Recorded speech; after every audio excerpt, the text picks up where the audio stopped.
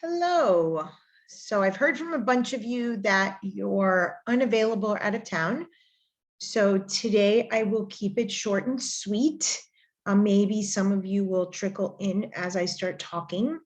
But I want to talk to you about the chart ruler and something called the chart signature.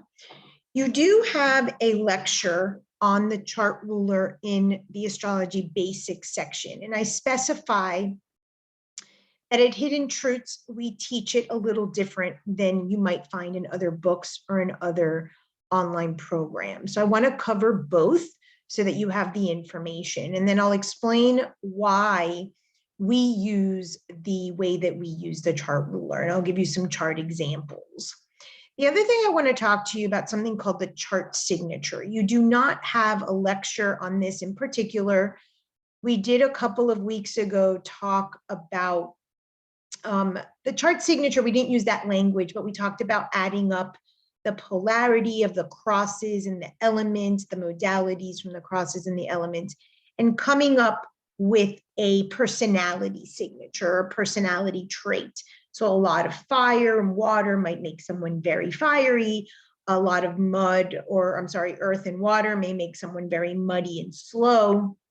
So today I want to just elaborate on that so that you could start learning the crosses and the elements side by side. And then we'll do an example of a chart signature so you can see some of the emphasis in the chart that is of importance because of the chart signature. So it's just another way of understanding why the person lives their life through the lens of that planet or that archetype the way that they do. It has some credence and some strength in the chart. And then I want to talk a little bit about if the person has a lot of emphasis on a particular cross, if they have a lot of fixed planets, or if they have a lot of cardinal or mutable. And I'll give you some examples as well. So one of the things I want you to start understanding is that astrology is a tool, and in my opinion, the best tool for personal development. And so if someone can start to understand their chart from all the different lenses, they start to accept exactly who they are.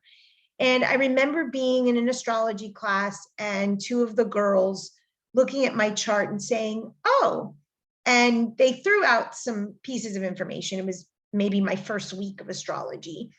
And the first aha that I had around astrology is I am exactly who I'm supposed to be. And that's the beauty of astrology. No matter which angle you look at it, whether it's modalities or crosses or polarities in the elements, whether it's the myth of the sun, moon, ascendant, whether it's the emphasis of an opposition on an axis, you are exactly who you're supposed to be. And if spiritual development and personal development and self-love is about accepting these aspects of self, all of these tools and tricks in astrology basics is really about getting that client to accept themselves exactly as they are. We aren't broken, there's nothing to fix. There is, however, aspects to accept and integrate. So beginning with that viewpoint, as we look at charts, these are all sort of different ways to get there and what I want to focus on. So first, let's talk about the chart ruler. So if you have Googled or read other texts, as many students do, and I highly encourage, you're going to see the chart ruler linked to the ascendant. So I'm just going to show you my chart, and I'm going to send you that notes. What we'll do is we'll send out an email with the link and the attachment that I'm sharing with today. So this is my ascendant. It's in Sagittarius. So the ascendant has to do, and I'll just sort of reiterate, it has to do with the sign that teaches us to raise consciousness. There's always an incongruence between the sun, the moon, and the ascendant. The ascendant is that which we tend to tiptoe around. We tend to think that others have those qualities, but not ourselves. And as we go through the process, we start to realize that that sign is not only a sign that needs to be integrated, but we use it to raise consciousness around ourselves and integrate and feel whole and become whole. So it does definitely have a very high meaning in the chart. At Hidden Truths, we don't call it the chart ruler. I'll go into how we look at it, but it does have an importance. The reason that I don't call it the chart ruler, and I'll explain why others do, is because when we start looking at the cusps, we're going to start seeing that, especially in the transits in level 3, but even in level 2, when we start with aspects, you're going to start to see that every cusp rules that house, the sign on the cusp and the planet. And so to give only importance to that particular planet because it rules the ascendant, I think it takes away from a lot of the other areas. So let's say what most schools and books and programs will say. You find the ascendant. In my case, it's Sagittarius. The ruler of the ascendant, Sagittarius, is the planet Jupiter. So I go to Jupiter. It's in the 2nd house, and it's in the sign of Aquarius. And there's many levels of consciousness to interpret. So let's just go to the meaning of the 2nd house. The 2nd house has to do with values, has to do with possessions. So what I value and what I possess is found in the 2nd house. Since we're looking at it from a lens of Jupiter, there's going to be an abundance mindset, which I absolutely have, a gluttonous nature, which I absolutely have. However, it's through an Aquarius lens, which is allowance and tolerance of all different viewpoints, of all different philosophies, which is obviously what I do in the world. It could also be a gluttonous nature in terms of what I possess. I'm not by any means a hoarder or somebody that holds on to material things, but I have an emotional gluttony, an emotional or thought hoarding that I work through, and this moon in Cancer supports that. So it's one of the ways that I have to detach. And so this shows me how my ascendant, which could be my personality and could be my body, is reflected. The thing is, it's no less, in my opinion, important than the 2nd house cusp, which here is ruled by Capricorn, and then I would go find the ruler, which is Saturn. So I live perhaps my values again, my material nature, what I value, what I possess, through a relationship or friends or couples, or that's all the meaning of the 7th house, in a very limited, structured way through a probably intellectual or logical, rational Gemini lens. Same with the 3rd. You take the cusp of the 3rd, my case is Aquarius. The way I think is linked to Aquarius nature, very open-minded.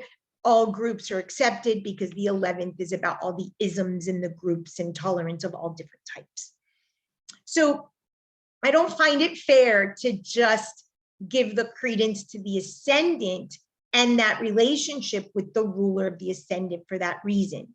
So in these other traditions, Jupiter would be the ruling planet that would dictate the chart. And again, it's not to say that there isn't credence. It's absolutely important. The ascendant is absolutely important.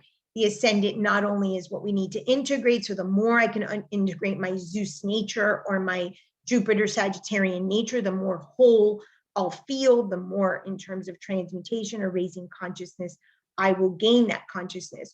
But I don't like to just isolate that one thing. So how do we teach the chart ruler? And you'll see this video is whatever the planet is that's right off of the ascendant. And in the video, I explain that someone can have that in the 3rd or the 4th house. It does not have to be right off of the ascendant. And the reason that I teach it this way is at conception, you're given your limiting thoughts, your limiting beliefs, what I call this plexiglass problem. The limit of happiness we're allowed. That's going to be viewed more in level 2 when we do aspects, hard aspects and soft aspects. Hard aspects are what I call my perfect older sister. They're the critical voices, the inner critic. Those are hard aspects, squares, oppositions, hard conjuncts, quincunxes. That voice goes round and round and round. We got that at conception. It's reflected in the chart. During pregnancy, we get our emotional nature, which is reflected in our moon by sign and house, and of course, aspects. At birth, we're given the body, we get the chart. And so that is where the imbalance begins. So weeks ago, I talked to you about everybody's manas prakriti, or perfect energetic or elemental balance, how much air, water, fire, and earth you have in your chart. So when you're brought home from the hospital or the birthing center, the imbalance begins. The temperature of the home, what you're fed, the nonsense in the conversation that's talked about you, what you're going to be, what you're going to do, what I call a prophecy. One of the reasons that I particularly use Greek mythology with the gods and the way that we teach it here is because in Greek mythology, all of the gods were given a prophecy. They were gone or taken to Apollo's temple at Delphi, and they were prophesied. If you know the myth of Narcissus, he was going to die if he saw his own reflection. So many of these myths, Oedipus, you're going to kill your father and marry your mother. These are prophecies. We at birth, and why the chart begins our spiritual journey after that first breath. Once we're taken home, the spiritual journey begins, the odyssey begins of finding our way back home to ourselves, has to do with the fact that we indeed are out of balance, and now we're trying to accept ourselves exactly as we are and find a way to make that whole. So at the moment that we are beginning our imbalance starts our journey. And that happens at birth, once we get our birth chart, and now we go home and we're honoring this prophecy. I like to look at the sun, moon, and ascendant to find the prophecy or the myth and how we're going to live it out. So I'm just going to share mine for a moment, and there's many iterations of this, but I was born into a cult, and one of the stories, one of the prophecies around my birth was that I crossed the ocean. I was the only person to cross the ocean of all the children that had been born into that cult to get to the home of the guru, the cult leader. I was presented like Simba and the Lion King to the cult and to the god that I was named after, the African spirit guide that was the medium's name. So here it is. I crossed the ocean, Neptune, to go to the cult Lilith or Black Moon Lilith. So right after the ascendant that begins the imbalance, that is your chart ruler according to Hidden Truths College, even if it starts at the second, the third, or the fourth, and that's where it starts. What this does in the psyche is, if you think of the process of conception, pregnancy, and birth, birth is where you push through, right? You push through the moon, the womb. You leave the matrix of the moon, and I talk more about each moon sign in your moon lectures and in my book, Shadow Side of the Mother's Love, and you begin your birth, your prophecy, your new story, your new trajectory, your odyssey back home to self. And that is here. So when you're in those states, perhaps of depression, or you're having those womb-like, trying to get others to meet your need, perhaps a breakup, whatever represents you kind of coming back to the world to start new, that's why what's right off of the ascendant, again, even if it's in the third or fourth house, it doesn't matter how far off the ascendant, that first planet is indeed your chart ruler. In my case, because there's a conjunct, there's going to be both, but really the chart ruler is Neptune. And because I'm a Pisces and I have a stellium in Pisces, and you're going to see in a moment how to calculate that chart signature, which in my case is Pisces, there's just a lot of Piscean in terms of my nature. So these are going to be the experiences that I bring in to experience life through that lens. So that is the reason why we use the chart ruler at Hidden Truths College, the planet right off of the ascendant. So let me share the little cheat sheet that I will I will send with the recording. So it's the first planet off the ascendant. It does not matter whatever house it's in. It's linked to your birth story. I ask clients, do they know about their birth story? So yesterday I was with a friend and I asked her, and she said that there was no problem.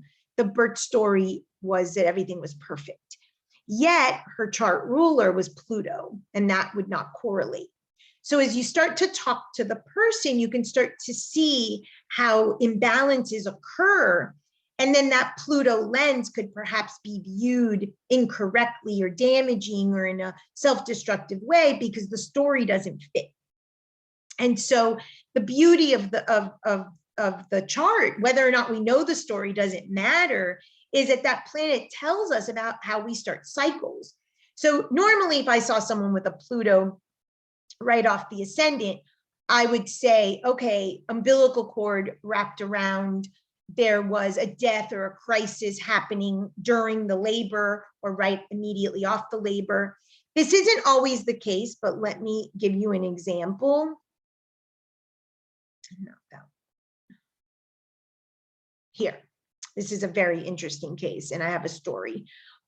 Usually if there's a space, you saw that mine was like touching the ascendant, it's going to be right off. This person, perhaps it's shortly after, there's a gap between the birth and maybe the drive home, or it maybe wasn't happening in the hospital room, but on the transition to home, or the early days, and we'll get deeper into that by decanat and degrees. But this particular person, I said, you know, you have a strong storyline here that life and death, life equals death, a birth equals death. And not only is her sun in the 8th, where you see life, the sun in the death house, you have here the life giver of the moon, of the mother, next to the black moon. And it turns out that during her pregnancy, her mother lost her mother and her aunt. So we see the life and death sort of mythos lived out there, and she shared with me. So oftentimes when there's a gap, or even if someone's chart ruler is in the 3rd or the 4th, it may be a period of time before they have that initial imbalance or first transition. But I want you to get to thinking that the chart ruler is how the person leads their transitions. Why is this important? Especially when you start doing transits. When you start doing transits and that planet is activated with, in that person's case, a Pluto transit, in my case, a Neptune transit like I have right now, these are going to be very important. Here's a Neptune transit that I have over Mercury and over my sun. I had it recently over my Venus. Those are going to be very marked because they're indicating to my psyche that the chart ruler is Neptune, and therefore anytime there's a Neptune transit. Now, Pluto is a planet that doesn't often have transits in someone's chart, and they're activated. So they might be not as many transitions in life, but when they do have transitions, they're massive transitions. So depending on the chart ruler and how quickly in your speed of the planet sheet they have something can tell you. But it's whatever's right off of the ascendant, because that's going to dictate the birth story and how they start cycles. So somebody might have a Pluto and then conjunct to Jupiter, where it's first crisis, there's first a death of some sort, there's a unclosed cycle or no closure, but then it goes into Jupiter, where that from that death they grow in abundance. So you're going to start to ask them how they've lived out this myth of those planets and how they come off of the ascendant. As I said, in other schools, books, things you'll find online, you're going to find the ascendant. In my case, it's Sagittarius, Jupiter's the planet, and then the 2nd house. Now, this does not mean that this is not true. I absolutely have that happen in my life. I absolutely have Jupiter's sort of growth cycles when I'm in transition, when I start new cycles. So it's not that old or more common way isn't accurate. I'm just giving you an added layer if you want to put them together. In my particular case, Jupiter and Neptune in the old system, and now in the new system, rule Pisces. So it teaches the same sort of message, and I'm a Pisces Sag, so I've got that theme over and over. So you might find a thematic between the Hidden Truths way and the other way and see a theme as well. But it's not that there isn't credence. I just don't like to give only value to the ascendant when all of the cusps have a similar storyline. And dependent on our 12 paths of Hercules, when we start with Aries, for instance, there's no less importance to the Aries cusp that takes me to Mars. In my case, it happens to lead to the second house both times. And so that's why I don't want to give all that energy to that ruler as the ascendant ruler, but rather the planet right off of the ascendant. So the next thing that I want to talk to you about is what is called the chart signature. So a couple of weeks ago, we talked about modality and sign, the crosses and the elements. And it's super important that for specifically level 2, you learn the 3 crosses in and out, all the signs. And what we're going to do is a chart signature so that you can see, that's another way so that you can understand your own lens and how you see the world and how others see the world, even when there is no planet. So what you're going to do is you're going to take all of the 10, and remember, we only use 10. In other schools, in other books, in other programs, in other websites, you're going to find that the ascendant is considered to figure out the signature, and the personality. We only use the 10, not even Chiron and Black Moon for this particular piece of learning. So what I did was I just went down my chart, and this is the way I recommended just for ease. I start here at Neptune. I went to Mars, Jupiter, Venus, Mercury, Sun. I skipped Chiron, Saturn, Moon, Pluto, Uranus. So that's the way you're going to see it listed in your cheat sheet. And what I did was Neptune is in Pisces, which is mutable. Oh, this should be water, sorry. Which is mutable water. And mine is mutable water is the answer at the end. That's why I have those highlighted. My Mars is in the cardinal Earth. You should know if you hear cardinal Earth, Capricorn. My Jupiter is in fixed air. You should know if you hear fixed air, it's Aquarius. Venus is in mutable water. Mercury and Sun, all mutable water, are Pisces. Actually, I changed this. Why I did that, that's so messed up. It's Sagittarius. I don't know where my head was. I'm sorry about that. My Saturn is in mutable air. You should know mutable air is Gemini. My moon is in cardinal water. You should know that that's Cancer. Pluto, cardinal air, and Uranus, cardinal air, is Libra.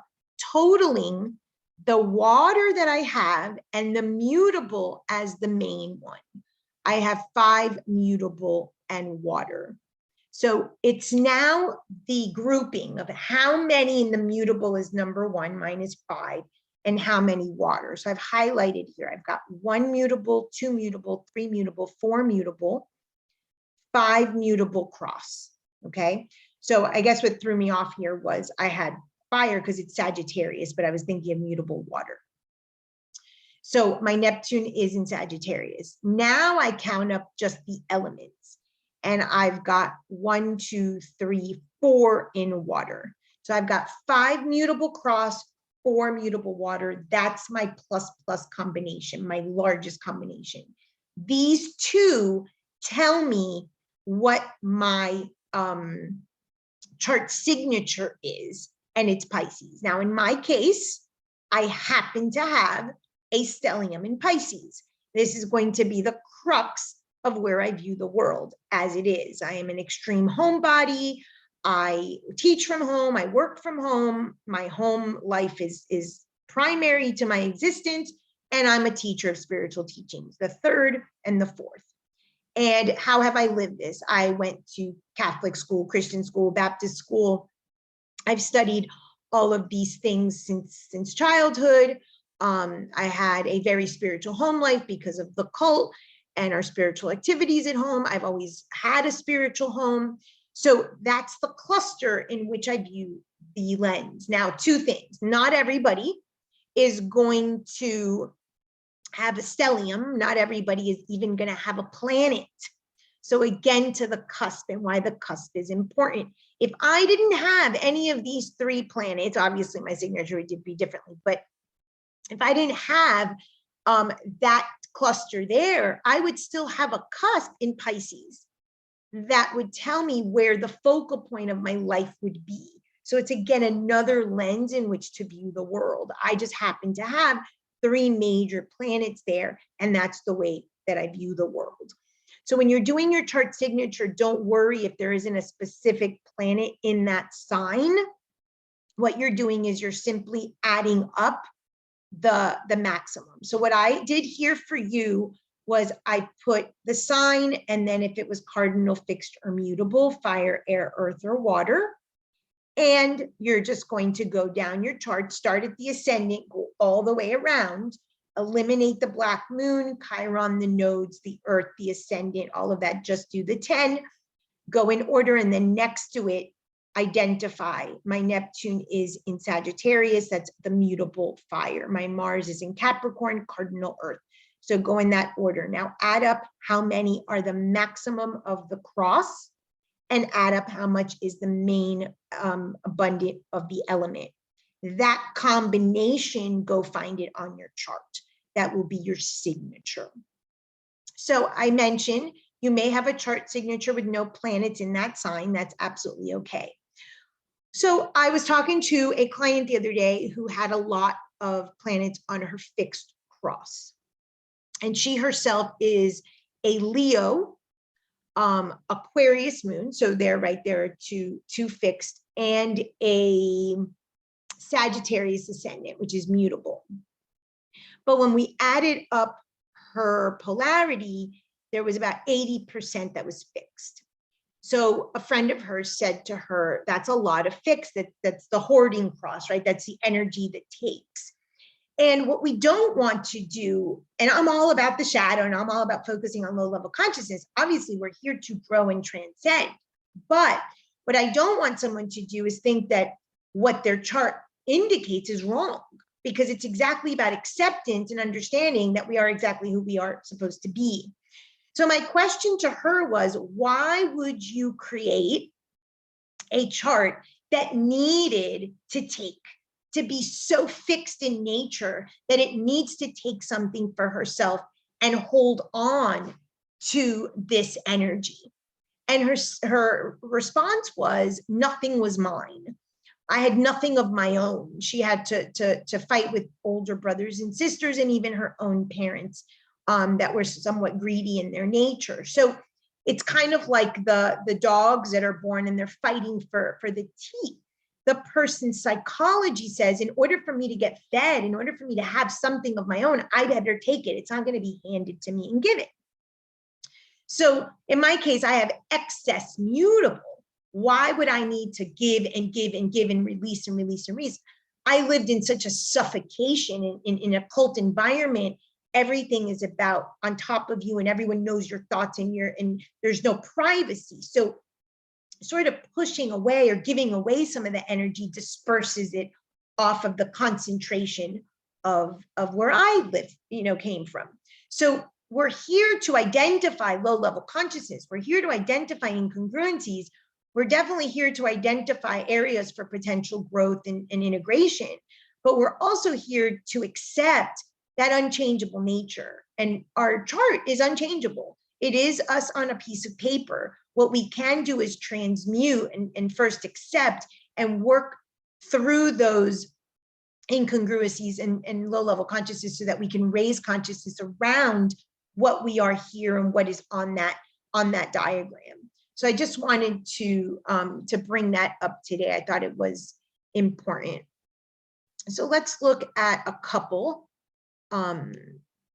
So here's somebody who's ruling, their ascendant is Scorpio. So you would go to Pluto, and this person would obviously have a relationship between their ascendant and their 10th house, which is Pluto. In this particular case, they actually, in the 10th house is the mother. also the vocation, and also their public image.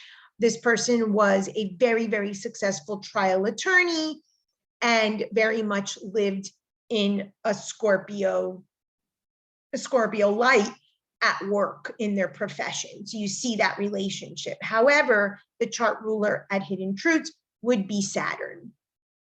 And so here it is in the second house.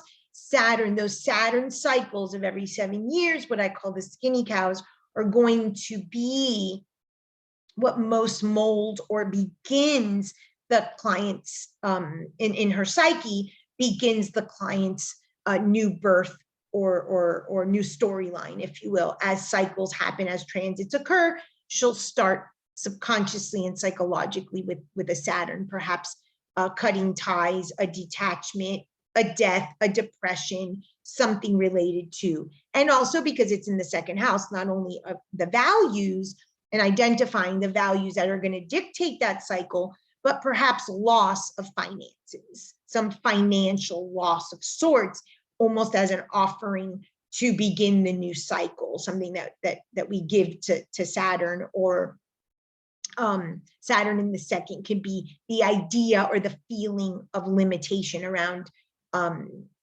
finances. So I have to give something away in order to start this new cycle. So there's many ways to look at that.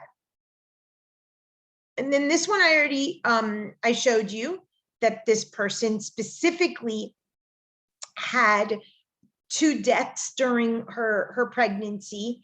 And another aspect of this person's story is that their father had left their family home shortly after her birth to go marry someone else and have another family. So the family planet is viewed as dangerous, death, put me into exile. They were the abandoned, rejected family. Here's the Cancer sign, rather than the one that father chose. So father himself was put into exile as a result of that. If we're looking at the Cancer ascendant as the ruler, we're looking at the moon, but the moon here is very tied to the black moon.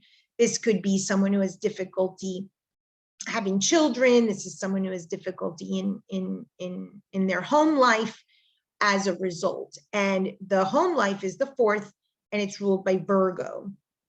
So here you can see perhaps very judgmental, critical, perfectionist home life, maybe in an attempt to not have that similar story happen in her own adult years. That could be a correlation between that. When we look at right off the ascendant, we're looking at the black moon being the ruler of the chart, and that would be not only exile and death, but also a very sacred witch or crone archetype. And this person indeed is a crone currently that has always been quite psychic, and her main gifts are connecting to the dead, identifying if someone's going to die when they're diagnosed with an illness. That's her psychic gift. So it makes sense that she can channel it in a higher vibration, not only death, but of course that supports the sun in the 8th, that the way I shine is through a death lens. And she's a psychic medium, particularly like a death doula, and helping people cross over. So we start to see why we have adopted the lens of the ruling planet in the HTC way, through the way that cycles begin. So let me just check and see if anyone's on. No one's on. Okay. Well, I'm going to send the recording and that document, and we'll post it to the YouTube channel. And if any questions come up when you're calculating your own, please just let me know. Have a great day.